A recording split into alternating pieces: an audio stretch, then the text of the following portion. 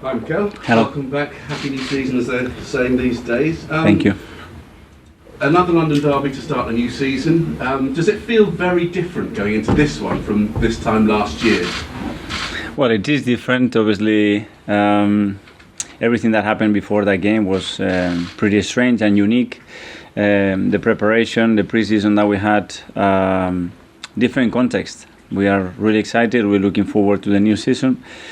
Try to start it the best possible way, and this is how we have focused our preparation. Does this feel, perhaps for the first time since you've been here since 2019, that this is a start for you where this is fully your team, your ideas, the players you want?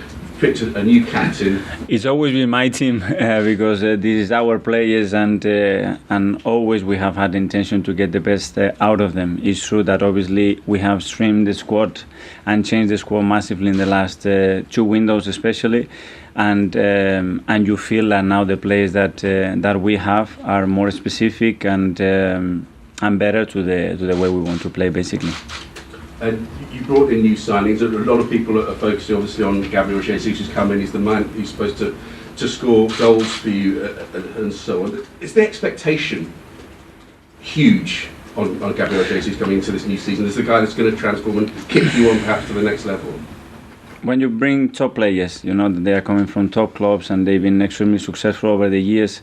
They're going to expect that the role that Gabi has here is going to be very different to the role that Gabi had in his previous club, and that needs some adaptation and some time. He's done it fantastically well, and we all surprised how quickly he's done it, but we have to share that responsibility, and he's an enormous talent, a player with a mentality that is so contagious and is going to give us a lot, but it's a team contribution at the end of the day. If I could just ask you about Palace, of course, you played them not that long ago and you lost them. You came out and apologised after that game because of the Arsenal performance there. A lot of people are talking about Arsenal, what they might do this season, but what about Crystal Palace? Because they showed at the back end of last season under Patrick Vieira that they're really heading in the right direction. They showed last season how tough they are, how difficult they are to beat, and how consistent they were at home, especially against the big teams, that they got some great results. They had that result against us, and hopefully we learned a lot of lessons that day, because especially 30 minutes that we had on that game were nowhere near the standards that we needed, and we paid the price for it. James from Sky Sports. Hi Mikel. Hello. Just how excited are you for the new season, and how pleased are you with the players you've been able to bring into the club this summer? I think we are all enthusiastic. We had the pre-season that we wanted. It was well organized. We had good results, good performances, good preparation, but now the ball starts to roll tomorrow evening in a completely different context against a Premier League team, and we know what to expect there. But it's true. We are with this level of energy and ambition to have a successful season, and we have to show down on the pitch tomorrow night. I imagine all your focus now is on Crystal Palace, but are you expecting there to be any more players coming in and departures as well from the club? We are really active, as you can see, with coming ins and outs. Everything is still open, it's still a long window. It's a lot happened. It's incredible how many business the club have already done across the Premier League. And shows how competitive this is, and it's not going to stop that. Players are going to have the needs to leave, some others to move, and everything is open still. The first 3 episodes of the All or Nothing documentary is out today. There's been a lot of talk in the build-up with some of the trailers that have been released this week. Has that been a distraction at all? No, well, the distraction or the attraction was last year having them here every single day. But at the end, we try to work together, try to make sure that that whatever is produced is the reality of how this football club is run, the passion of its people, the aims and responsibility that we all have to make it work, and how much we care and love the club, and how much enjoyment we want to bring to our people. Do you have a quick update on an injury front? Smith Rowe, Tierney, Tomiyasu, and when do you think we'll see Vieira in action?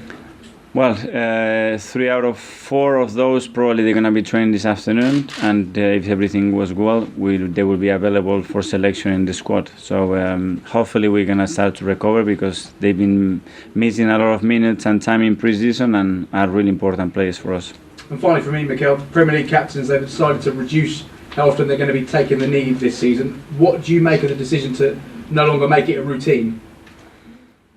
but hopefully it's equally productive, and we still send a very important message. As a club, we want to obviously express that equality is a massive thing for us, that everybody is welcome in our football club, in our industry, hopefully, and we need to maintain to be strong on that message. Ian from TalkSport. Hi Mikel, how are you? Good, thank you. Good to see you again. A lot of expectations on Arsenal this season. I've got a lot of friends, I've got friends who are Arsenal fans who are telling me they're definitely going to finish top 4. It's great that people are excited, but I think there is a big excitement across the Premier League because a lot of clubs have done a lot of businesses. They are getting stronger and stronger, and the competition is really big. We focus on what we can do, what we want to do, and we want to be at the top of that table. You mentioned how last season, obviously, you got off that dreadful start at Brentford, but there were extenuating circumstances. This season looks like it's going to be a lot more, in inverted commas, what we were used to before the pandemic. So does that increase the pressure on you, the fact that this is your first full season whereby there'll be no excuses for? Well, watching the pressure that I had after one game, I don't think it's going to be bigger than that, because at the end of the day, people doesn't want to look at the context, just looks at the result and what happened and how we started. And at the end of the day, we're going to be judged on whether we win football matches or not. It's as simple as that. You've chosen Martin Odegaard as captain. Can I ask you, first of all, why? What does he bring to the role? And secondly, in the last few years, it's not exactly been a role where some players have thrived. It's been maybe a bit of a curse for them. Well, this season we had the opportunity to do it in the way that I believe could work. Picking a player, in this case Martin, that has been with us for 18 months, that in my opinion represents the values of this football club in the perfect way. Is well respected by everybody around the team, is admired by all the staff. He has the experience, even if he's 23, because he's done it to the national team. And then he's got that drive, that passion about this game that promotes every single day he's around the place and the way he plays. So I'm really happy to have someone like him, and he's on board. He's joining that responsibility, and he will need support, but for sure it's a huge thing for him as well. Is there still a leadership group as well? There is, yes. There is. Can I finally ask you, within the documentary you revealed about the heart surgery you had as a youngster and life-saving and obviously life-changing for you. Does that in a way put into perspective? Here we are, end of the season, we're going to be here every week asking you questions, you're going to be under pressure or not under pressure. In a way, does what you've gone through from when you were a kid put into perspective your job now, the job you're in now? Sometimes you forgot that the cameras were there. That's what happens, and you open up. At the end, what is pressure? Comparing with what? So there are people that have jobs that their pressure is much higher because they are living and making decisions that are going to make someone to keep living his life or go to another place. And what we do is try to win football matches, try to bring enjoyment and fun to our people, and play a game that is beautiful, but at the same time it's so unpredictable. And sometimes we need to look things with a bit of perspective as well. Thanks, Mikel. Good luck this season. Thank you. Thanks, Ian. George from BBC. Thanks, Dan. Mikel, hello. Hi. In the time that you've been here, do you think this is the most excited you've been as a manager because of the players you've got at your disposal this season?